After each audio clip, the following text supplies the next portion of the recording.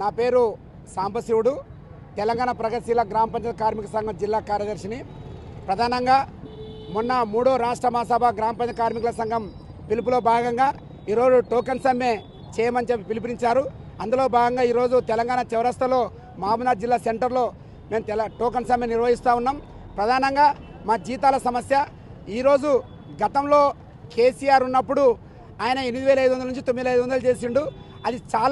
అది చాలదని చెప్పి ధర్నా చేస్తే దానికి వ్యతిరేకంగా ఆ రోజు ఉన్న రేవంత్ రెడ్డి ఆ రోజు ప్రభుత్వం లేని రేవంత్ రెడ్డి గారు మాకు ఖచ్చితంగా మీ జీవో ప్రకారం జీతాలు ఇప్పిస్తామని 60 జీవోను అమలు చేస్తామని మాట ఇచ్చిండ్రు. ఇదివరకు ఆ మాట అమలు చేయలేదు. ఇన్సూరెన్స్ 10 లక్షలు ఇవ్వాలని చెప్పి డిమాండ్ చేస్తూ ఉన్నాం. కనీసం పనిముట్లు అంటే సబ్బులు, నూనెలు, బట్టలు, శానిటైజర్స్ వర్కర్స్ ఏవైతుంటాయో ఆ వర్క్కి సంబంధించిన పనిముట్లు కూడా ఈరోజు సక్రమంగా లేవు. మాకు లీవులు చక్కగా అమలు చేయట్లేదు. పండుగ సెలవులు, జాతీయ సెలవులు కూడా అమలు చేయట్లేదు. ఇన్సూరెన్స్ ఎవరైనా అనుకోకుండా యాక్సిడెంట్ చనిపోతే వాళ్ళ కుటుంబమే భరించాల్సిన అవసరం వచ్చింది. కనీసం 30,000 కూడా ఇవ్వట్లేదు. అంటే ప్రభుత్వం ఎంత నిర్లక్ష్యంగా ఉందో మనం అర్థం చేసుకోవాలి.